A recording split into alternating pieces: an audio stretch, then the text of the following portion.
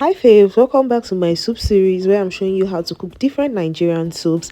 And now we're going to be cooking egusi ijebu. Egusi ijebu is one of the most delicious ways to cook egusi, and I'm sure that by the end of this video you would have learned how to make egusi ijebu from the comfort of your house. So I usually rinse my melon seeds, that's my egusi seeds, because of the dust from the market and everything.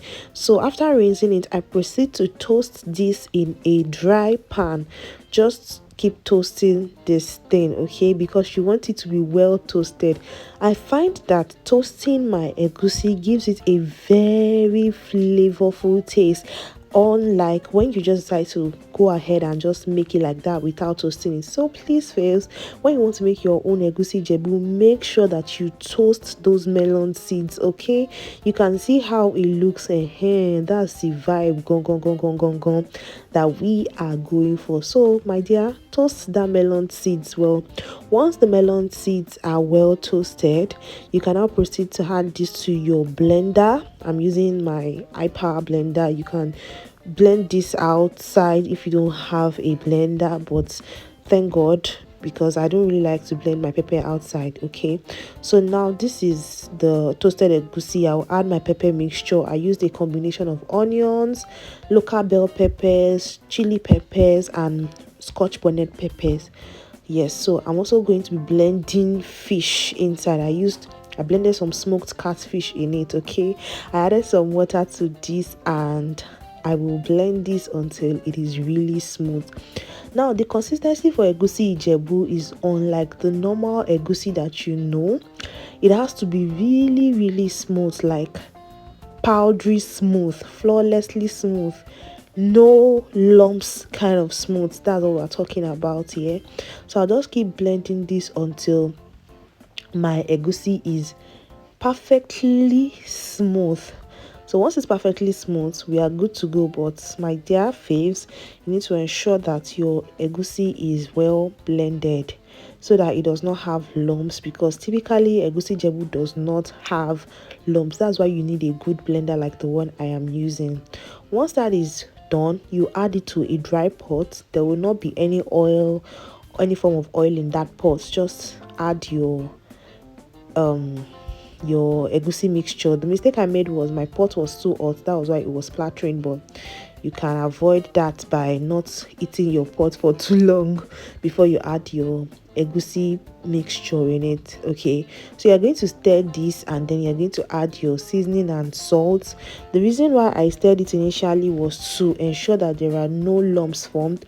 I also added some powdered crayfish, to give it that flavor, because Nigerian soups and crayfish are like 5 and 6. I also like to add some iru to mine. Some people add ogiri to theirs. I don't like it.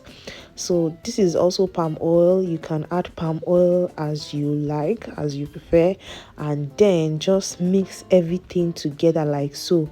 Mix it in gently like so, because you don't want it to form lumps. Like I said, egusi jebu is quite different from the regular egusi. So you cover this and allow it to cook properly.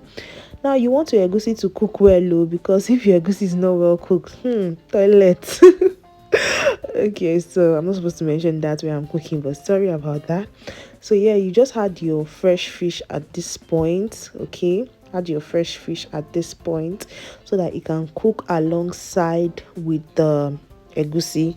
The reason why we are cooking the fish in the soup is because you want the fish itself, the soup itself, to be the one that will cook the fish, so the flavors will be in there. I noticed that my egusi was too thick, so I added some more water to this so that it loosens things up. I noticed that it was too thick, so I added a little bit of water to it so that it is being loosened up. I'll mix this gently like so, and then I'll add my fish into that. I'll just go in with the fish gently like that so that the soup itself cooks the fish. Okay, that's how you want to cook your egusi jebu. You can choose to boil your fish separately, but I just find that boiling the fish in that soup would give that soup a very flavorful and delicious taste.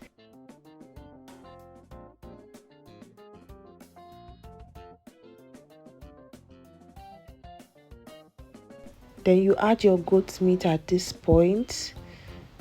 You want to you can use beef for this if that is what you prefer, but I find that goat meat is just bay for this recipe. So yeah, I added some goat meat and I mixed it together. You can see that there are no lumps, unlike the egusi we cooked earlier on. Okay, so just mix it gently like this and then cover this and allow it to cook.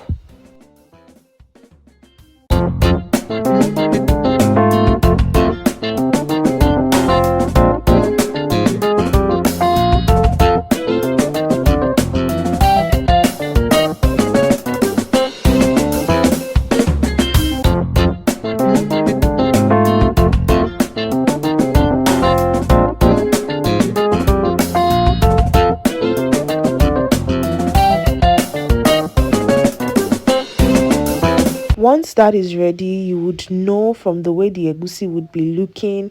It's already looking lush, looking yummy, and looking so delicious. So yes, faves, this is how you make your egusi ijebu. Very easy and so delicious. Now let's move on to the next recipe. Can you guess what this is? Okay, keep your guesses coming. Wait to okay, so let's make a roll. So this is the consistency you want to blend your pepper for a roll. You don't want it to be a smooth consistency. You just want that rough balance. Okay, and then these are the ingredients that we'll be using for the roll. So let's begin to cook our roll. Now you're going to turn on your heat, of course.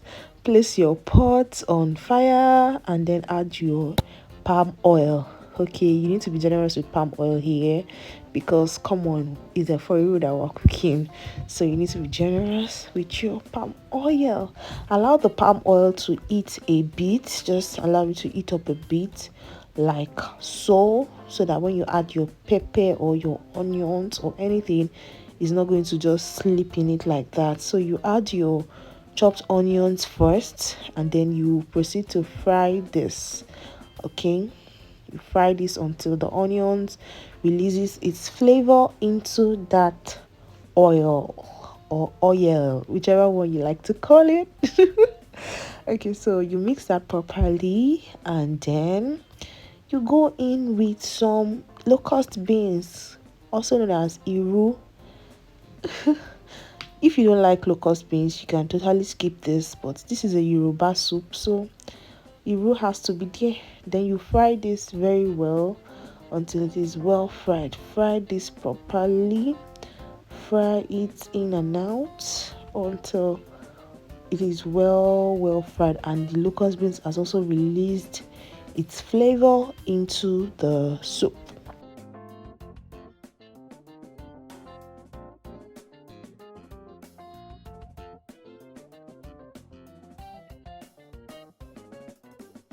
Now you're going to go in with your blended pepper mixture and then you're just going to let that sit in there and then you're just going to mix it together like so to form a good relationship. Oh, because they both need to form a good relationship. Okay. So once that is done, you are going to add your seasoning and salt. You just add some seasoning and salt to this. Also go in with your crayfish. Like I said, crayfish and Nigerian soups are like 5 and 6. They go hand in glove. So you're going to mix this together. Again, mix it in to combine like so. And then you're going to go in with some bomo and beef. Yes, bomo and beef. Then mix everything together in there like that. Can you see how I'm mixing it? Just gently like that. No stress, no pressure. Just mix it in gently like so. And then you're going to cover this and allow it to cook.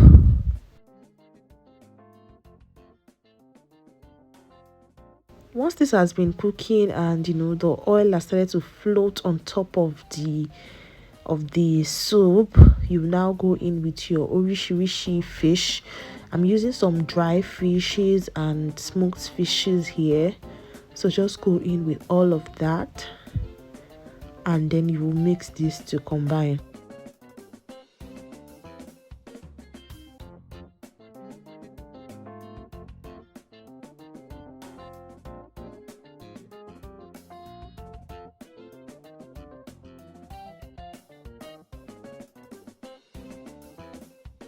You can taste for salt to ensure that it is well balanced. Cover this and allow it to properly fry very well.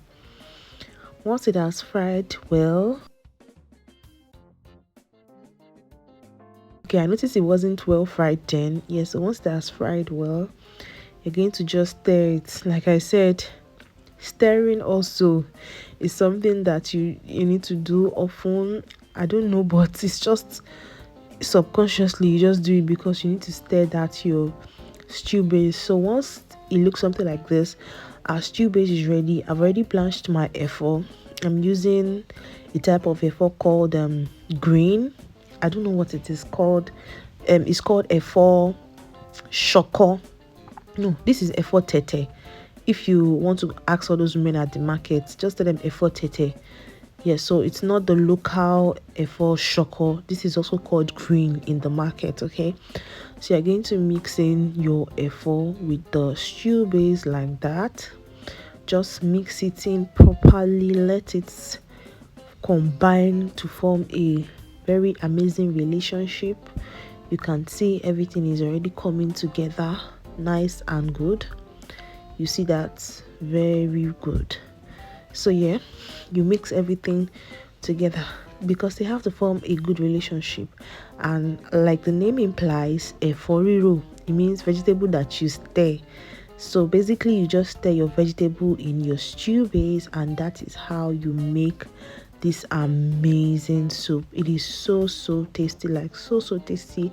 If you make this soup in your house, everyone is going to love it. It pairs well with a bar, pounded yam, semo. What else? Name it. Wheat. Everything. Eforiro is just a winner. I hope you do try this recipe and then save it or something. So to just finish up everything, no, because I'm extra, I added some more crayfish and I still mixed that in. Okay, because it has to just be perfecto. Okay, so that is how you make a forero. Simple and easy, no stress at all. Just mix it in, allow the efo. And one of the tip I will also give for a forero is that once after adding your leaf to the stew base, do not cover it. Well, this affects the color. It makes the leaves appear darker, so don't cover it. Just give it a little bit of time to form a good relationship with the stew base and you are good to go. So this is it. I'm done with my eforiro. I'm just going to pack this before we move to the next recipe. Okay, so can you guess the next soup? Keep your guesses coming. This is our bowl of eforiro. Now we're going to be making granite soup. Okay, so granite soup is very delicious. But this is one of the soups that if you are doing fit farm, avoid. Oh, you can see I'm already dancing, just like we did for our egusi ijebu. For this granite soup also, we're going to be toasting the granuts. This is to awaken the flavors in that granite, to make sure that the granite is the flavors in the granite are awakened. So just like we did for that egusi, we will be toasting our granite. I'm also going to be adding some calabash nutmeg to this.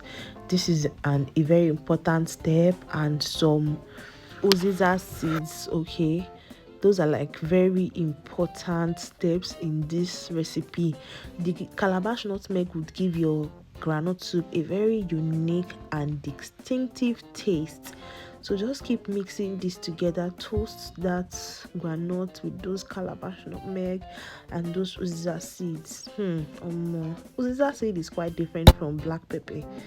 They look very very similar. You can even mistake them for one another, for each other, but uziza seed has tail while calabash nutmeg while black pepper does not. Now I'm going to be blending my groundnut. You can see how beautifully toasted that is. I'm gonna make I pick those ones, nothing must waste, jare. So I'm just gonna add my toasted groundnut to my blender. I'm going to be blending this into a powder form. Some people might blend theirs into like this liquid form, but this is how I have always cooked my groundnut soup, and it bangs every time. Like, this is top-notch A1 groundnut soup. Now you're going to blend this until it is well blended. There are no more whole groundnuts, not into a peanut butter consistency, powder consistency like this. You know that it is well blended. Now I forgot to add pepper. This is the pepper you use, so I'm just going to roughly blend the pepper as well, because typically I used to blend it with pepper, but I forgot. So yeah, we're just going to blend the pepper separately like that.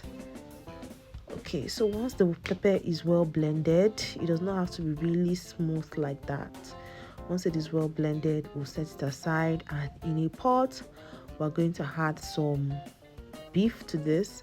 We're using beef for this recipe, and then we're just going to add our seasoning and some salt. We're going to mix this thoroughly to combine. Mix it thoroughly to combine, and then we're going to add some chopped onions to this and then mix at this point. Okay, so there's something that when you're boiling your meat, you don't want to go in with plenty water initially, so that the seasoning can steam with the meat and the seasoning is not all in the water. Okay, so you're just going to add a little bit of water to this, just a little bit, so just steam the beef, not so much.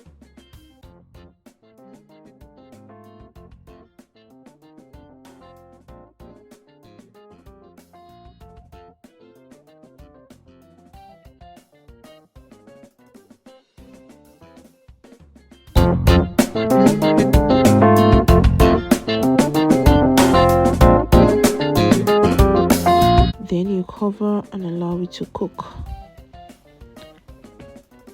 Once it is well cooked, not like well cooked, you now add your panla, smoked fish, and all of those other goodness, because the meat will still be cooking like that, but day to day need to have their own flavor. Okay, so at this point you add your dry groundnut and the pepper mixture. You also add some crayfish. Like I said, crayfish is an important part of Nigerian soup. Then you add some more water now, like a lot of water, to form this into a soup base.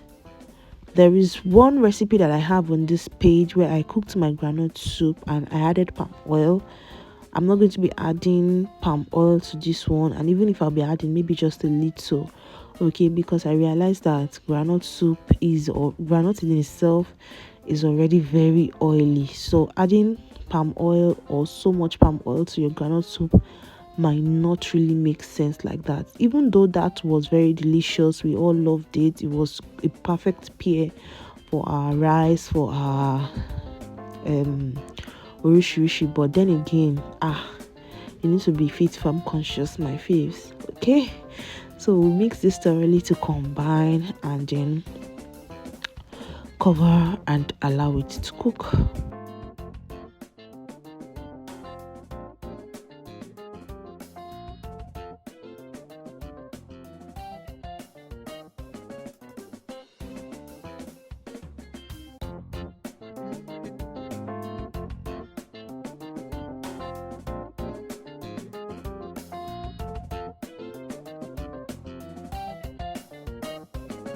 Yes, so as you can see, I just added a little bit of palm oil to this.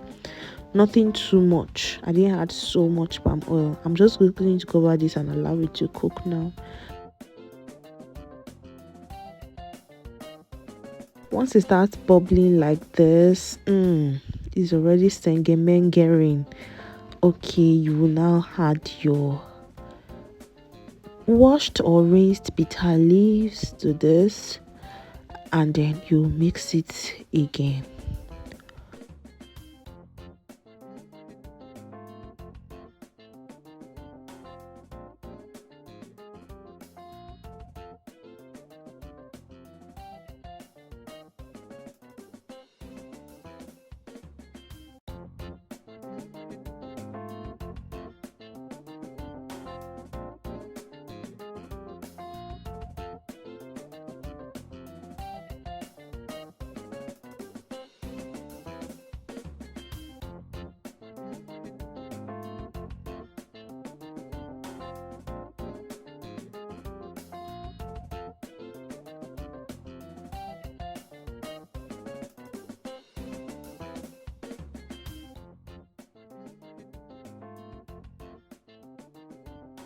Once you leave it to cook for a little while, our groundnut soup is ready.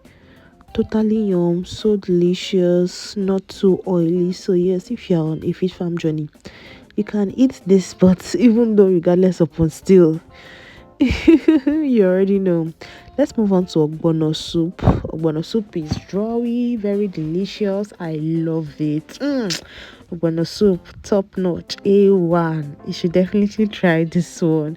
So in a small pan or pot, you're going to add some oil, okay? And then you allow that oil to heat up a bit. Now this is our blended ogbono. What we want to do is to dilute the ogbono. Okay, so you just add your hot palm oil now to it and let it dilute properly. You dilute it properly like so that your ogbono does not have lumps. So you just keep using your spoon to break down any lumps that might have formed in the ogbono. Just add your oil to it and use your spoon to break down the lumps like so. Once your ogbono is well dissolved, you set it aside, and in an empty pot you add your goat meat and bomo. I love to use goat meat for my ogbono because it's just different. It will give you that good taste.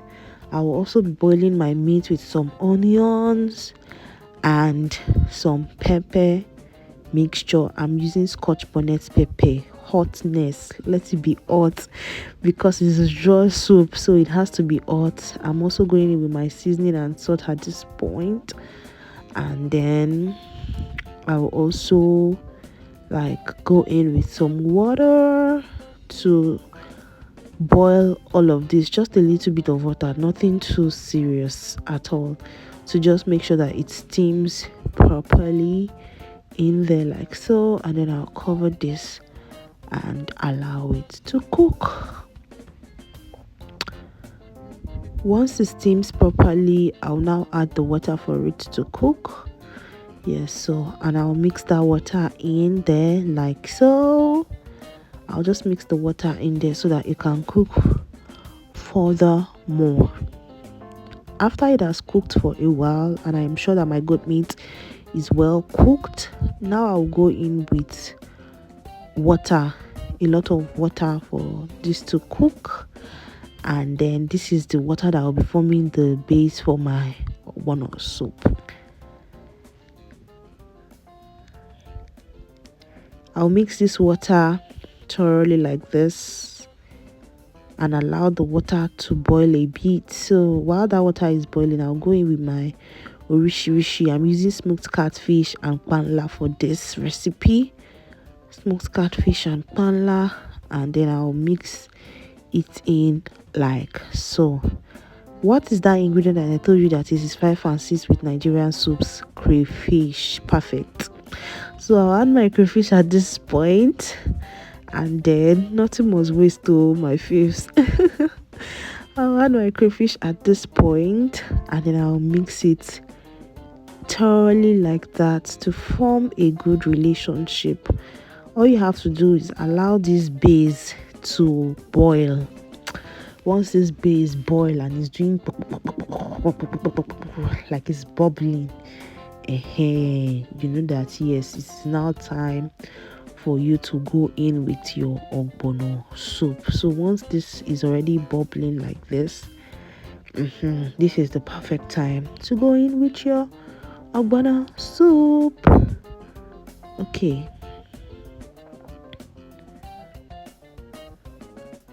I'm adding a little bit of Cameroon pepper for extra heat.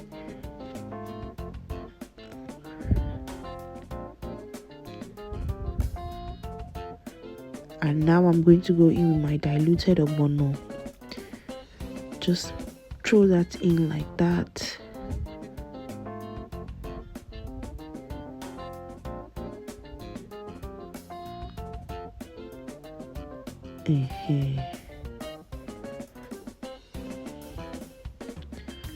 I need to make sure I get everything into that place because things are so expensive these days for you to be wasting anything on my faves. So I'll mix this in thoroughly like this. It will first look as if it's not bubbling at first. Don't mind it. It is just warming up. Once the bubbles start like this, it's not even going to be small at all. So once the ogbono and the hot water forms a good relationship, you start to see the viscosity of that ogbono. It will be drawing. It will be drawing, like bubbling heavily. That's when you know that your ogbono is ogbonoing. I felt like it was too thick, so I added some more water so that it can loosen up a bit, because that was definitely too thick. Because while it cools down, it's still going to get thicker. So I added some more water to this to just give my ogbono that, light hand. You can see how it is drawing. That is the consistency of ogbono. I'm just going to allow the water and the ogbono to heat up together before I add some rinsed bitter leaf to this to just finish it off and send it to the food heaven. Now pair this with some eba, semo or wheat or pounded yam even. This is a gunner. This is a winner. Everyone is going to love this and they are going to ask for more. You can see how it is bubbling. That is how you want your ogbono to be bubbling. See the viscosity. It is drawing massively. Yes, so that is how you make ogbono soup, my faves. Okay, so I'm just going to mix this well to combine, and then we're going to move on to the next recipe.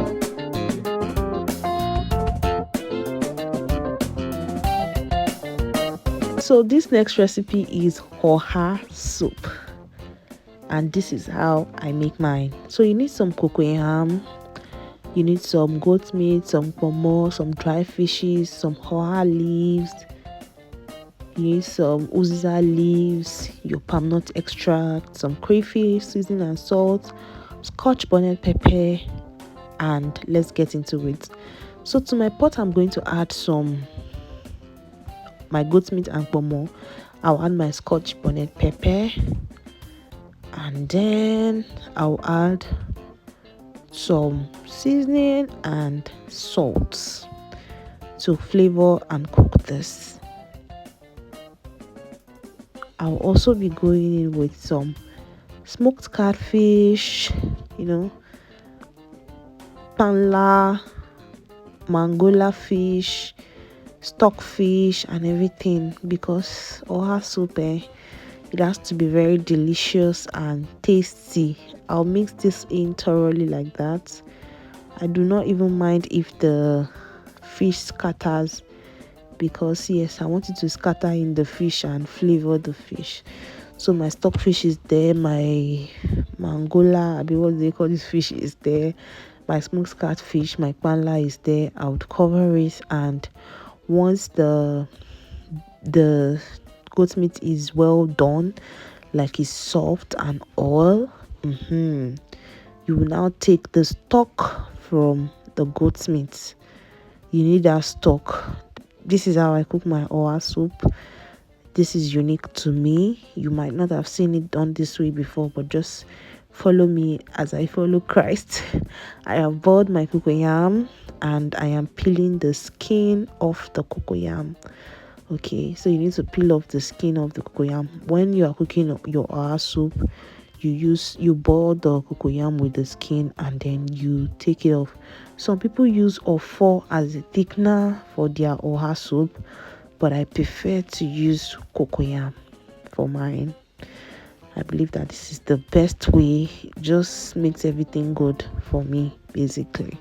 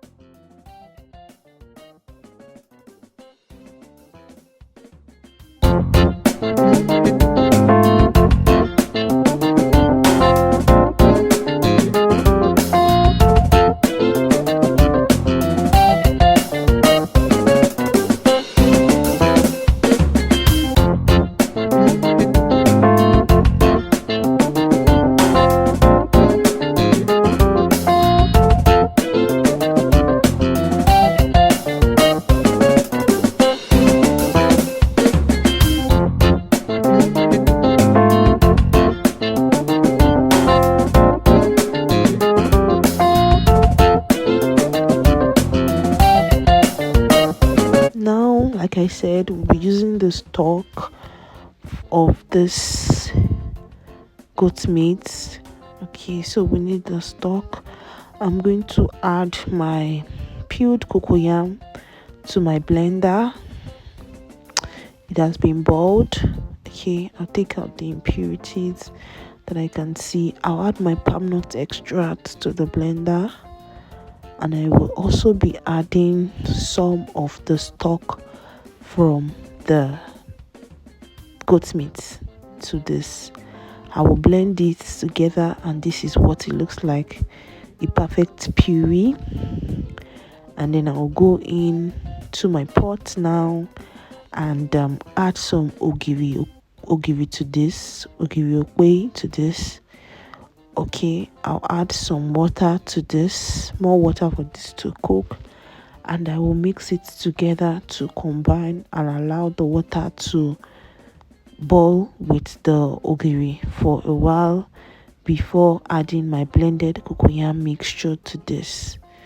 I'm just going to transfer this to that, and this is how I make my oha soup. It's unique, very delicious, very tasty. Everyone is going to love it and ask for more. Okay, so right about now, I'll just add everything like that to it, and then I will mix it together while it is still hot to dissolve it into the stew base.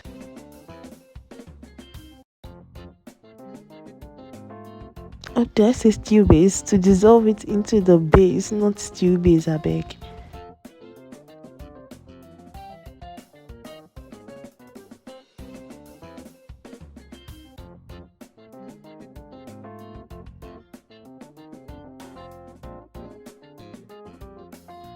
Now I'm going to add my crayfish at this point. Please be generous with your crayfish.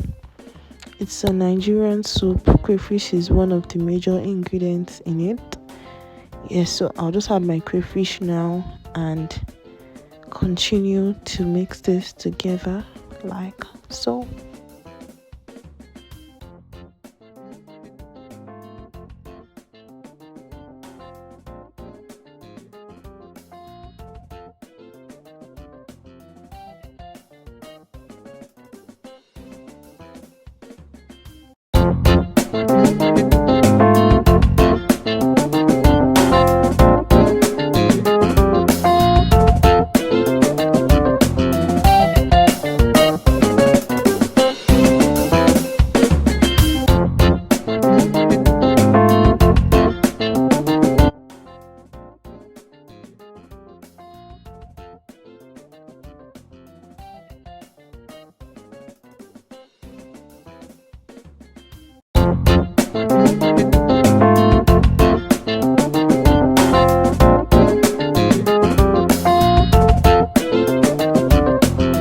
Once the crayfish is well mixed in and the soup begins to bubble, I will add my oha leaf at this point.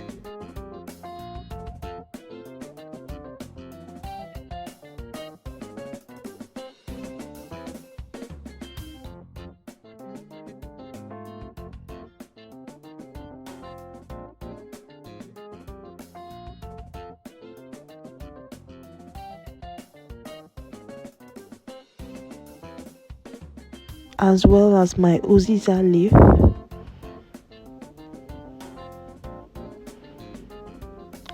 And then I'll mix this thoroughly to combine. Okay, so once I mix this, I would give it a few minutes and basically my oha soup is ready. If you've watched up till now, it means that you are very much interested in this video. Please help me like this video, share it to your friends and family. Please leave a kind comment. How do you make your own soups? Did you learn anything new? And then if you're a new subscriber, if you're watching my videos for the first time, please subscribe to my YouTube channel for more amazing content like this. Thank you so much for watching. Yes, we're just basically mixing it together, and then this is it. The richness and the lushness of the soup is unmatched. It is so creamy, so yummy, and so delicious. You should definitely make your oha soup like this if you've not been making it like this before. Alright faves, thank you so much for watching. What I love about this soup is that as it grows colder, it thickens. So this is a perfect consistency. Thank you so much for watching. I'll see you in my next one. Bye faves.